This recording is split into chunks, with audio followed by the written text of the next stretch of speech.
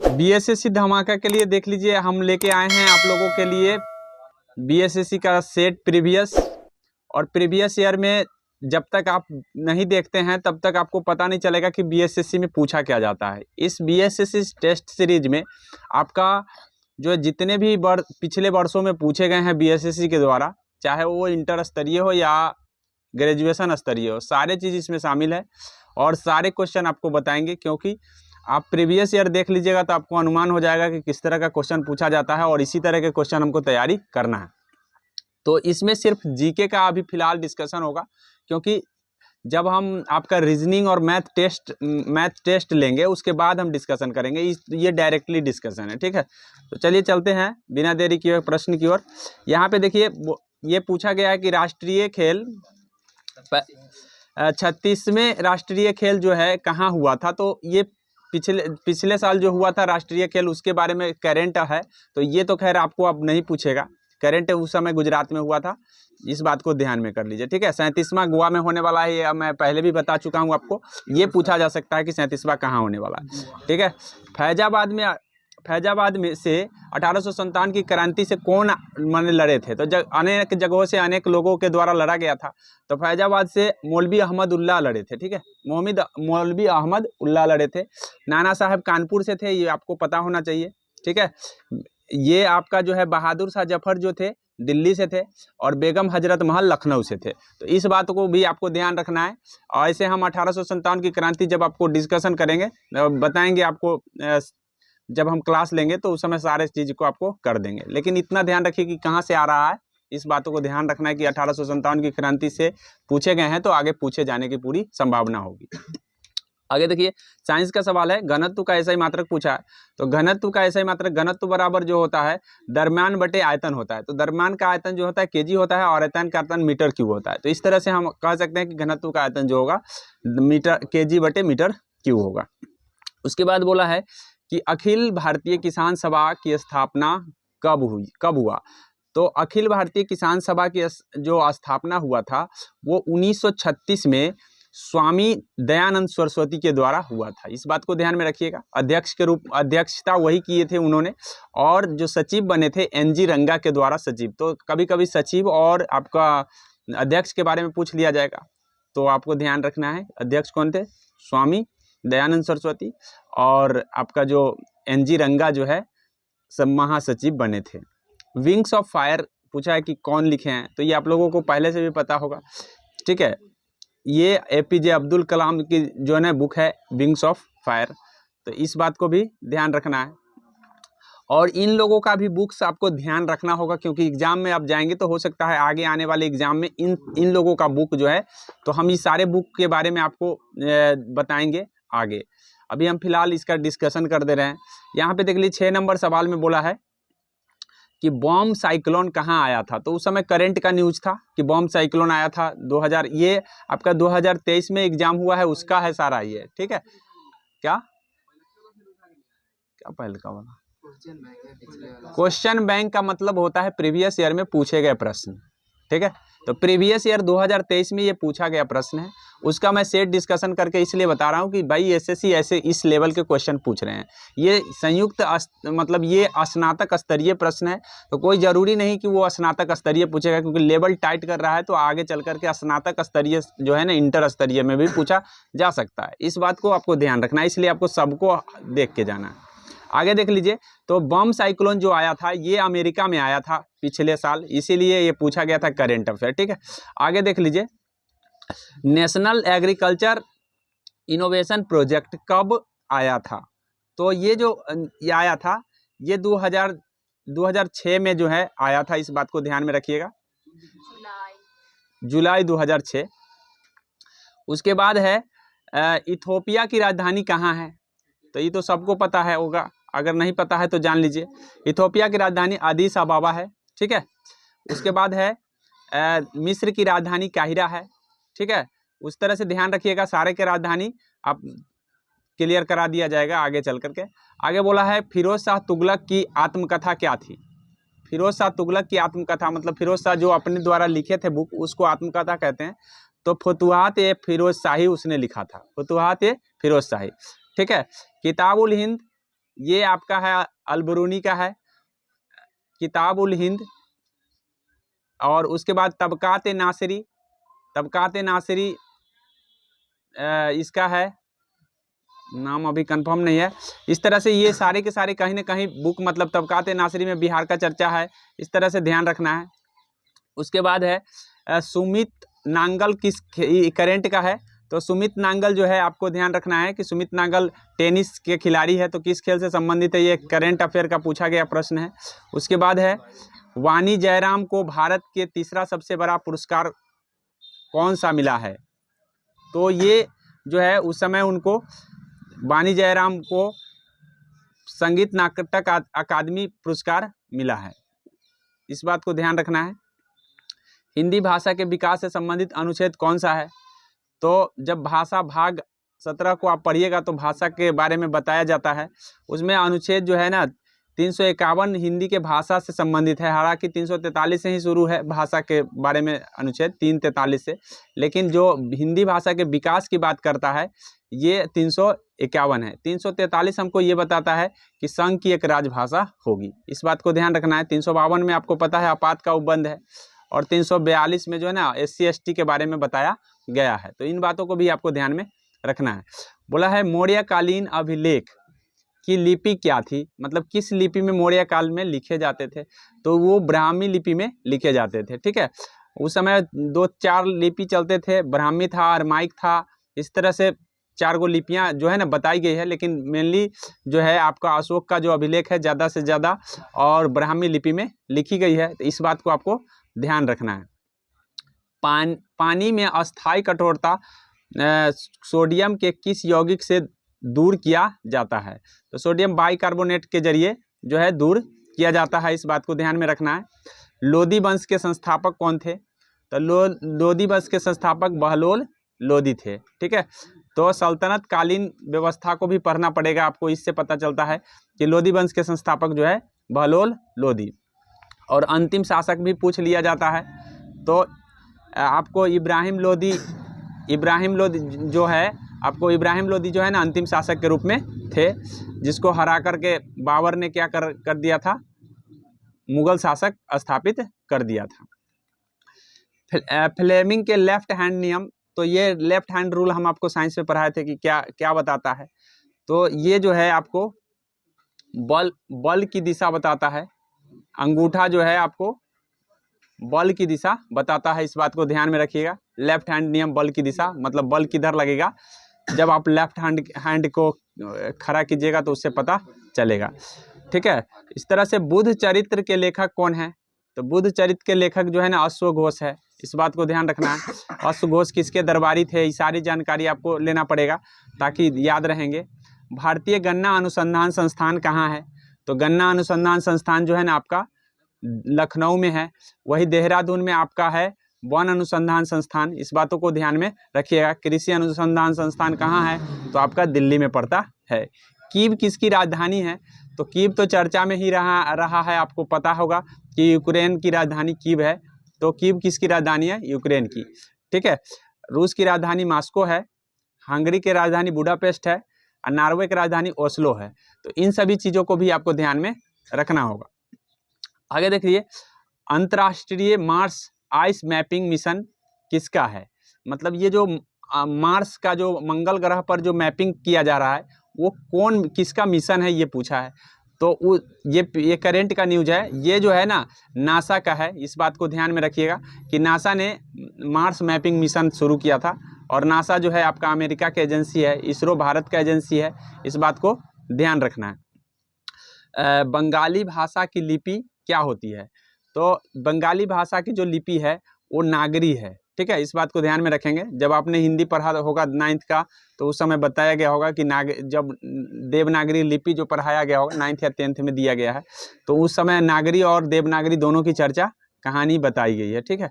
आगे बोला है, आवर्त सारणी में बाएं से दाएं जाने पर विद्युत धनात्मकता पर क्या प्रभाव पड़ता है, तो धनात्मकता कम हो जाती है, इस बात को ध्यान में रखिएगा कि जब दाहिना जाएंगे तो कम होगा, बायां जाएंगे तो बढ़ जाएगा, इस बातों को भी आपको ध्यान में रखना है।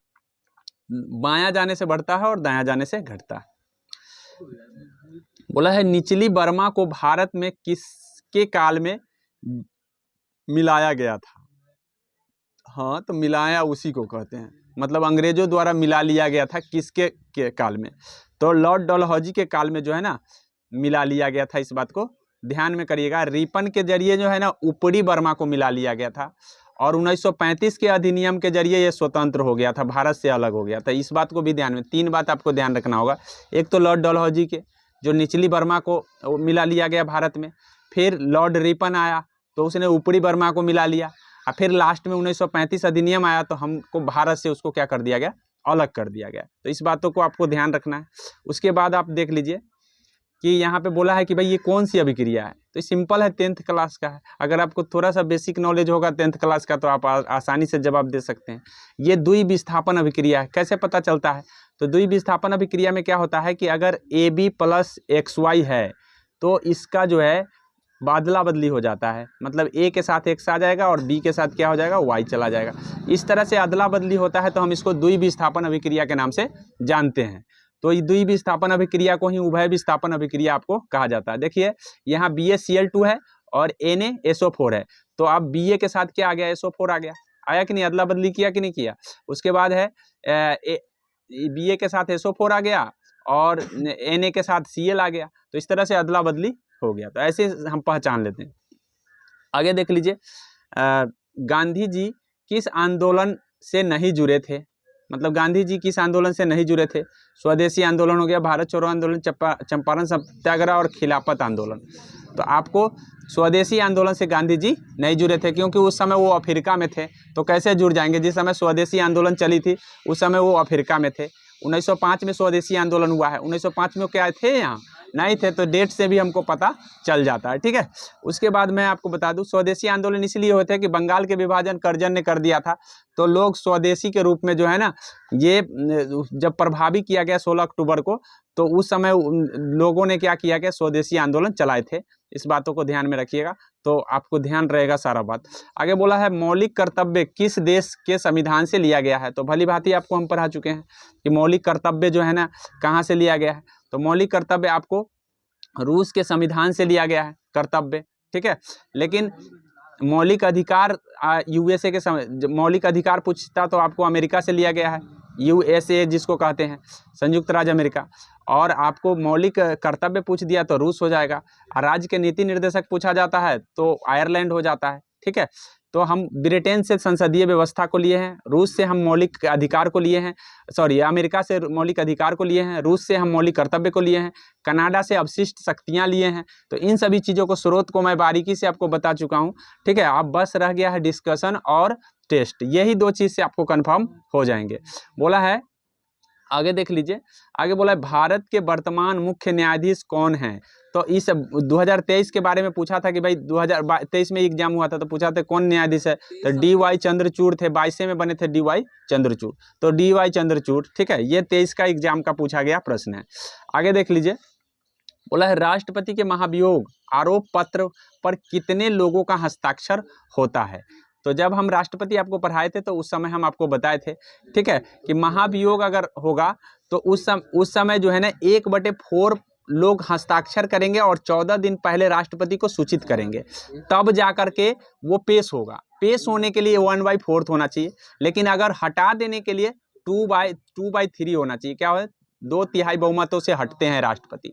ये चीज़ मैं राष्ट्रपति जब पढ़ाया था तो आपको बताया था, तो इस बात को ध्यान रखना है, क्योंकि जब हम डिस्कशन में भाग लेते हैं तभी हमारा कन्फ्यूजन दूर होता है कि राष्ट्रपति के बारे में सर ये बताए थे, लेकिन अभी आप लोग 2/3 लगाते हैं इसमें, अगर नहीं याद होता तो 1/4 क्यों होते हैं, क्योंकि 1/4 वहाँ पे लिए जाते हैं जहाँ पे आपको राष्ट्रपति को ये बताना है कि भाई आप पर आरोप लगाया जाएगा। कहाँ पे, किसी भी सदन में, कोई सदन, 2 सदन है ना, कोई सदन में। लेकिन जब 14 दिन पहले हम नोटिस कर देंगे, 14 दिन बाद पेश होगी, और पेश होने के बाद 2/3 बहुमत, मतलब 2/3 सदस्य पारित कर देंगे कि हाँ राष्ट्रपति गलती किए हैं, तो उनको पद से त्यागपत्र देना पड़ जाएगा। तो इसी को कहते हैं महाभियोग। ये अनुच्छेद 61 के जरिए जो है ना महाभियोग लगाए जाते हैं। 61 भी हम पढ़ा चुके हैं, आपको ध्यान रखना है। बोला है राज्यसभा में सभापति और उपसभापति के अनुपस्थित होने पर सदन की अध्यक्षता कौन करेंगे, बता सकते हैं आप लोग। जब राज्यसभा में सभापति नहीं रहेंगे, उपसभापति नहीं रहेंगे, तो सदन की अध्यक्षता कौन करेंगे? स्पीकर करेंगे, डिप्टी स्पीकर करेंगे, संसदीय कार्य मंत्री करेंगे, उपसभापति पैनल के सदस्य करेंगे। तो मैं आपको बता दूं, ठीक है, आप जो सोचे हैं सोच लीजिए, हम बता रहे हैं आपको। जैसे राज्यसभा में सभापति के रूप में कार्य करते हैं उपराष्ट्रपति। कौन करते हैं? उपराष्ट्रपति। मैं बताया हूं कि उपराष्ट्रपति जो है ना सभापति के रूप में कार्य करते हैं, तो उपराष्ट्रपति नहीं है। उसके बाद है राज्यसभा में एक उपाध्यक्ष भी होता है, उपाध्यक्ष, तो उपाध्यक्ष भी नहीं है, ये भी गायब है। तो कौन करेगा? तो उस समय एक पैनल बनाया जाता है, उस पैनल में बुजुर्गों को रखा जाता है, मतलब मेन वरिष्ठ आदमी को रखा जाता है, उसी वरिष्ठ आदमी में से कोई करते हैं। तो एक पैनल गठन होता है और पैनल के जरिए जो है आपको ध्यान रखना है कि अध्यक्षता किया जाता है। इस बात को ध्यान रखना है, अकेले नहीं करते हैं, पैनल के सदस्य पूरे भाग लेते हैं। उसके बाद बोला है प्रथम पंचवर्षीय योजना किस पर आधारित है? मतलब प्रथम पंचवर्षीय योजना जो है ना किस चीज़ के लिए आधारित था? तो आप याद रखिएगा कि पहले जो पंचवर्षीय आया था वो कृषि के लिए था। किसके लिए था? कृषि पर जोर दिया गया था। दूसरा आया उद्योग पर जोर दिया गया। क्या दिया गया? उद्योग पर जोर दिया गया। ठीक है, इस बात को ध्यान रखना है। तो यहाँ पे कृषि आंसर हो जाएगा। अब उद्योग पूछता तो क्या हो जाता? दूसरी पंचवर्षीय योजना, क्योंकि जितने भी उद्योग बड़े बड़े लगाए गए हैं सब के सब दूसरी पंचवर्षीय योजना में लगाए गए हैं। और चलिए देख लीजिए, यहाँ पे है 31 नंबर बोला है कि अधिकांश प्राचीन बौद्ध ग्रंथ किस भाषा में लिखे गए? तो बौद्ध की भाषा आपको पता होगा पाली है, तो पाली भाषा में ही लिखी गई थी अधिकांश बौद्ध ग्रंथ जो है। उसके बाद आगे बोला है मगधी भाषा आपको पता है मगध में बोले जाते हैं। प्राकृतिक भाषा का प्रयोग जैन धर्म में किए गए हैं। संस्कृत भाषा का प्रयोग ज़्यादातर प्राचीन गुप्त शासकों ने किया है। इस बातों को ध्यान में रखना है। उसके बाद आप देख लीजिए शांति की मूर्ति कहाँ स्थापित की गई है? हाल ही का करेंट का न्यूज है, स्टैचू ऑफ पीस इसको हम कहते हैं। तो ये राजस्थान में स्टैचू ऑफ पीस लगाया गया है हाल ही में, तो इस बात को ध्यान में रखना है। उसी को शांति की मूर्ति लिख दिया गया। उसके बाद बोला है कि राजतंत्र के बाद नेपाल में किस तरह की शासन अपनाई गई? तो राजतंत्र के बाद वहां पे लोकतंत्र आया। इस बात को ध्यान में, लोकतांत्रिक गणराज्य आया। उसके बाद बोला है कि समूह 13 का जो तत्व है किस तरह के ऑक्साइड बनाएगा? तो ये तो समूह से पूछ लिया गया है, तो आपको ध्यान रखना है कि जो भी समूह 13 का होगा वो 2 और 3 में विभाजित होगा। तो यहाँ पे 2 और 3 वाला यही है। ठीक है, यही बनाएंगे M2 और O3। जैसे Al2 होता है और O3, ये भी जो है आपका समूह 13 का ही सदस्य होगा, क्योंकि Al2 और O3 आप कहीं पे देखे होंगे। आगे बोला है लेगोंग नृत्य कहाँ संबंधित है? लेगोंग नृत्य जो है ना इंडोनेशिया का है। इस बात को ध्यान में रखेंगे कि लेगोंग नृत्य इंडोनेशिया में चलता है। उसके बाद बोला है किस अनुच्छेद के तहत राष्ट्रपति मौलिक अधिकार के हनन पर न्यायालय जाने से रोक सकता है? बता सकते हैं आप लोग? बताइए, 1 सेकंड का टाइम दे रहा। नहीं बता सकते हैं। मैंने जब बताया था तो बताया आपात के बारे में बताया था कि मतलब कहने का मतलब है कि जब हम आपको बताए थे कि अनुच्छेद 21 और अनुच्छेद 22 ये दो ऐसे हमारा मौलिक अधिकार है जो राष्ट्रपति आपात घोषित करता है उस समय भी नहीं जाता है, बाद बाकी सभी चले जाते हैं। लेकिन अनुच्छेद जो है 19 जो है ना एक ही बार राष्ट्रपति के शासन करने पर आ जाता है। यानी कहने का मतलब है कि जब राष्ट्रपति शासन घोषित करते हैं तो अनुच्छेद 19 की स्वतंत्रता खत्म हो जाती है। वो किसके तहत? तो अनुच्छेद 58 के तहत। लेकिन जब अनुच्छेद 59 की घोषणा कर देंगे तो उस परिस्थिति में आपके यही दोनों छोड़ करके बाद बाकी सभी खत्म हो जाएंगे। मतलब 6 प्रकार के मौलिक अधिकार है, जिसमें से 6 में से ये दोनों छोड़ करके बाद बाकी सभी खत्म किसके तहत हो जाते हैं? तो 59 के तहत। तो इसीलिए कहा गया है कि भाई आप न्यायालय नहीं जा सकते हैं जब 59 के तहत कोई भी आपात लागू हो गया है तब। लेकिन अगर ये जो है अगर इसके तहत हुआ है तो आप न्यायालय जा सकते हैं। इस बात को ध्यान में रखना है, क्योंकि उस समय सिर्फ अनुच्छेद 19 बाधित होता है, जिस समय 358 का प्रयोग किया जाता है। बोला है 73वां संविधान संशोधन, तो आप लोग कई बार रट चुके हैं 73वां संविधान संशोधन। ये कब हुआ था? तो 1992 में हुआ था और 1993 से पंचायती व्यवस्था लाया गया था 92 के तहत संशोधन करके। ठीक है, 73वां संविधान संशोधन पंचायत के लिए आया था। किस लिए आया था? पंचायत के लिए। और पंचायती व्यवस्था संवैधानिक इसी संशोधन के जरिए बनाया गया था और 74वां के जरिए नगर में जो है ना पंचायती व्यवस्था को लाया गया था। तो इस बात को ध्यान में रखना है।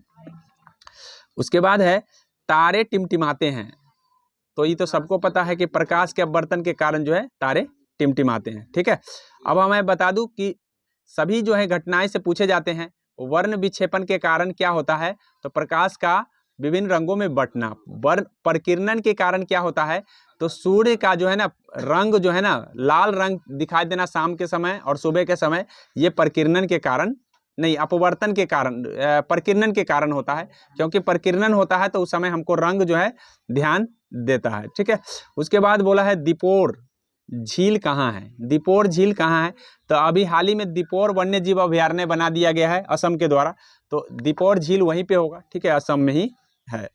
उसके बाद बोला है एनीमिया रोग किसकी कमी से होता है, तो सबको पता है आयरन की कमी से एनीमिया रोग हो जाता है, क्योंकि रक्तलप्ता जो है इसी को रक्तलप्ता के नाम से जानते हैं, अल्पता मतलब रक्त की कमी हो जाती है।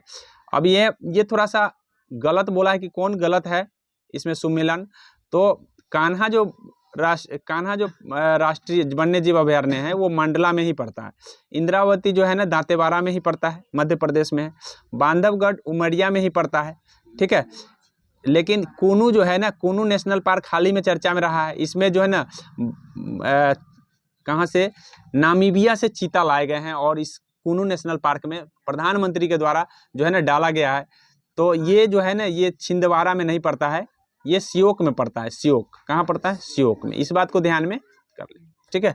उसके बाद बोला है भारत शासन अधिनियम 1919 में क्या शामिल था, तो आप लोग को ये पता है, बताइए। भारत शासन अधिनियम 1919 पढ़े हैं, क्या शामिल था इसमें, संघीय राज्य की व्यवस्था शामिल था, द्विसदनीय विधान मंडल शामिल था, प्रांतों में द्वैत शासन शामिल था, केंद्र में द्वैत शासन शामिल था। तो जब हम 19 में हम बताए थे तो प्रांतों में द्वैत शासन की बात बोले थे कि प्रांत में द्वैत शासन की व्यवस्था 1919 लाया है, लेकिन केंद्र में द्वैत शासन की व्यवस्था जो है ना 1935 के अधिनियम लाया गया, ठीक है। ये चीज आप संवैधानिक विकास में पढ़ चुके हैं। बोला है निम्नलिखित में कौन पार्थिव ग्रह है, तो पार्थिव ग्रह दो तरह के ग्रह होते हैं, एक पार्थिव होता है, एक जोबियन ग्रह होता है, जोबियन ग्रह, ठीक है। पार्थिव ग्रह और जोबियन ग्रह। तो पार्थिव ग्रह में जो होता है आपको बुध से शुरू होता है, ठीक है। जब बुध से शुरू होगा तो बुध हो गया, बुध के बाद हो जाएगा शुक्र हो जाएगा, शुक्र के बाद हो जाएगा पृथ्वी हो जाएगा, और पृथ्वी के बाद मंगल हो गया। तो यहाँ मंगल तक जो है ना पार्थिव ग्रह है, मतलब आंतरिक ग्रह को पार्थिव ग्रह कहते हैं। आंतरिक ग्रह को क्या कहते हैं, पार्थिव ग्रह। और आंतरिक ग्रह से जो आगे बाह्य ग्रह है वो सब जोबियन ग्रह है, इस बात को ध्यान में रखिए। बृहस्पति के आगे जो भी ग्रह है, मतलब मैं आपको बता दूं एक बार संरचना, ये सूर्य है, सूर्य के बाद जो है ना बुध आता है, बुध के बाद आपका आता है शुक्र आता है, शुक्र के बाद आता है आपका पृथ्वी, पृथ्वी के बाद आता है मंगल। ये हो गया आंतरिक ग्रह, ठीक है। ये आपका आ गया आंतरिक ग्रह, ठीक है। उसके बाद आता है बाह्य ग्रह में आता है बृहस्पति हो गया, ठीक है। बृहस्पति के बाद आ जाता है शनि हो जाएगा, ठीक है। शनि के बाद हो जाएगा आपका अरुण हो जाएगा, और तब वरुण हो जाएगा। तो ये बाहरी ग्रह हो गया, और इस ग्रह को जोबियन ग्रह के नाम से जानते हैं। तो इस बात को ध्यान में आपको रखना है, ठीक है। आगे देख लीजिए, नेहरू रिपोर्ट 1928 में मांगे क्या थी, तो नेहरू रिपोर्ट के बारे में हम भी बताए थे, ठीक है। तो उस समय पूर्ण स्वराज की मांग थी, डोमिनियन राज्य और प्रांतीय स्वायत्तता का मांग था, पृथक निर्वाचन मंडल का मांग था, केंद्र और प्रांतों में द्वैत शासन की मांग थी। तो मैं आपको बता दूं कि नेहरू रिपोर्ट का मांग जो है ना पूर्ण स्वराज्य नहीं था, बल्कि डोमिनियन राज्य और प्रांतीय स्वायत्तता की मांग थी। लेकिन पूर्ण स्वराज्य का जब इनको मांगों को न मांगा गया तो आगे कराची अधिवेशन में पूर्ण स्वराज्य का तय 1929 के लखनऊ अधिवेशन में तय कर लिया गया। 1929 के लखनऊ क्योंकि ये तो 28 में आया है जी, तो 28 में आया, तो उस समय हमको नेहरू जी कह रहे थे कि हमको दे दीजिए डोमिनियन स्टेट और प्रांतीय स्वायत्तता दे दीजिए, लेकिन अंग्रेज माने नहीं। अब नहीं माने तो ऐसी परिस्थिति में 1929 आया अधिवेशन कांग्रेस का, और उस समय तय कर लिया गया कि नहीं हमको पूर्ण स्वराज चाहिए, अब नहीं चाहिए डोमिनियन स्टेट। डोमिनियन स्टेट का मतलब ये होता है कि हमको स्वतंत्र रूप से जीने दीजिए, लेकिन अब पूर्ण स्वराज का मतलब है हमारा भारत छोड़ करके आप भागिए। ये चीज़ हो गया, समझ गए होंगे इस बात को। तो अगर आपने 1929 के अधिवेशन के बारे में पढ़ा होगा तो आपको ये आसानी से आप जवाब दे सकते हैं। आगे देख लीजिए, ये रीजनिंग का सवाल है, तो रीजनिंग का अभी हम डिस्कशन नहीं करेंगे, हम आपको अब सिर्फ जीके जीएस की अभी चर्चा कर देंगे। ऐसे ये सीरीज का सवाल है, सीरीज आपको बताया जा चुका है, एक बार सीरीज देख लीजिएगा। यहाँ देख लीजिए, आयकर की सीमा को बढ़ाकर कितना कर दिया गया, तो हाल ही में करंट का न्यूज है कि अब आयकर जो है ना 7 लाख तक कमाने वाले को अब आयकर नहीं देना पड़ेगा। यानी पहले 5 लाख था, 5 लाख से बढ़ा करके 7 लाख कर दिया, ठीक है। हाल ही के बजट में ये घोषित किया गया। उसके बाद बोला है इनमें कौन बहिर्वेदी अगण्य चट्टान है? मतलब बहिर्वेदी अगण्य चट्टान जो होता है वो बेसाल्ट होता है, और अंतर्वेदी अगण्य चट्टान जो बहिर्वेदी अगण्य नहीं, बहिर्वेदी चट्टाने जो होते हैं बेसाल्ट होते हैं, और अंतर्वेदी चट्टाने जो होते हैं ग्रेनाइट होते हैं, जिसको हम अगण्य चट्टान के नाम से जानते हैं। और ये सब रूपांतरित चट्टान के रूप में आता है, इस बात को भी आप ध्यान रखेंगे, क्योंकि ज्योग्राफी जब पढ़ाए थे तो हम उस समय आपको बताए थे। चाय के निर्यात में भारत का कौन सा स्थान है? चाय के निर्यात में भारत का कौन सा स्थान है? तो भारत जो है चाय के निर्यात में सबसे नंबर टॉप पर चीन है, इस बात को ध्यान में कर लीजिए। चीन नंबर 1 पर है और दूसरे रैंक पर आपका भारत है जो चाय का उत्पादन करता है, ठीक है। तो इसका आंसर दूसरा हो जाएगा, ठीक है। बोला है बालिकाओं की शिक्षा और कल्याण के संबंधित योजना कौन है? तो शिक्षा और कल्याण के लिए आपको ध्यान रखना है कि सौभाग्य योजना जो है ये शिक्षा के लिए है। बेटी बचाओ बेटी पढ़ाओ ये तो भ्रूण हत्या के लिए ज़्यादातर दिया गया है कि भाई लोग भ्रूण हत्या कर रहे हैं, तो वहाँ पे के लिए ज़्यादातर किए गए हैं, इस बात को ध्यान रखना है। बोला है मानव विकास सूचकांक 2021-22 भारत में क्या रैंक रहा है? तो मानव जो 2021-22 का जो आया था यूएनडीपी के जो द्वारा ये जारी किया जाता है, 1990 से ये जारी किया जा रहा है, इस बात को ध्यान में कर लीजिए। तो ये जो जारी किया गया है यूएनडीपी के द्वारा, ये 2021-22 में रैंक जो था 132 था, लेकिन अभी जो है 22-23 का जो जारी हो चुका है वो 131 हो गया है, इस बात को ध्यान रखना है, क्योंकि करंट का न्यूज भी आपको ध्यान रखना है। और इससे पहले जो 20 में जारी किया गया था वो 20 में 130 था, इस बात को ध्यान में कर लीजिए। हाँ, तो घटेगा, ये रैंक जो है ना जारी किए जाते हैं, मतलब किस तरह से मानव के विकास हो रहे हैं, कहाँ के मानव ज़्यादा विकसित हो रहे हैं, ये चीज़ का रैंक जारी किया जाता है, यूएनडीपी के द्वारा जारी किया जाता है, यूएनडीपी, इस बात को ध्यान में, ठीक है। चंदन की लकड़ी भारत के किस राज्य में पाए जाते हैं? तो ये तो सबको पता है, तमिलनाडु और कर्नाटक में। आरबीआई के दृष्टिबाधितों के लिए कौन सा ऐप जारी किया है? तो मनी ऐप जो है ना, जो भी दृष्टिबाधित लोग हैं उनके लिए मनी ऐप आरबीआई के द्वारा जारी किया गया, ताकि वो मनी को आराम से पहचान सके। भारत का पहला हिम तेंदुआ संरक्षण केंद्र कहाँ खोला गया है? तो पहला हिम तेंदुआ संरक्षण केंद्र जो है ना उत्तराखंड में खोला गया है। उसके बाद है दूध से दही बनाने की सहायक कौन है? तो लैक्टोबैसिलस है। बोला है सुजीत जहाज कहाँ से लॉन्च किया गया है? ठीक है, तो सुजीत जहाज जो है आपको गोवा के तट से लॉन्च किया गया है, इस बात को ध्यान में रखिएगा कि सुजीत जहाज वहीं से गोवा के तट से लॉन्च किया गया। उसके बाद बोला है भोजपुरी का शेक्सपियर किसे कहा गया? तो भिखारी ठाकुर को भोजपुरी का शेक्सपियर कहा गया, ठीक है। एफडीआई प्राप्तकर्ताओं में भारत का कौन सा रैंक रहा है? तो 5वां जो रैंक रहा है, ये ध्यान रखना है कि एफडीआई प्राप्तकर्ता में उस समय रहा है। हरे पौधे क्या है? तो हरे पौधे जो है ना उत्पादक है, इस बात को ध्यान में कर लीजिए। मानव विकास रिपोर्ट 2022 के अनुसार निम्न में से किसका प्रति आय अधिक होगा? ठीक है, तो सबसे अधिक होगा, तो प्रति व्यक्ति आय जो ये ध्यान रखना है कि सबसे ज़्यादा होगा वो मालदीव का होगा, इस बात को ध्यान में कर लीजिए।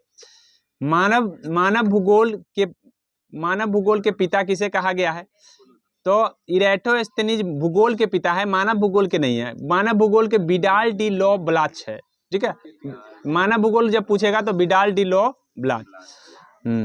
अशोक के समय चीन के शासक कौन थे? तो जिस समय अशोक का शासन चल रहा था उस समय चीन के शासक शी हुआंग ती था, ठीक है, याद रखेंगे।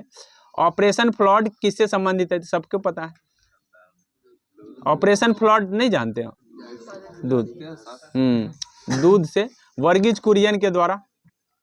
उसके बाद ये रीजनिंग का सवाल है, आप रीजनिंग देख लेंगे एक बार, ठीक है। इसमें एक जीके यहाँ पे है, बोला है कि भाई कौन सा वेरिएंट आया था उस समय? वेरिएंट B.F.7 आया था।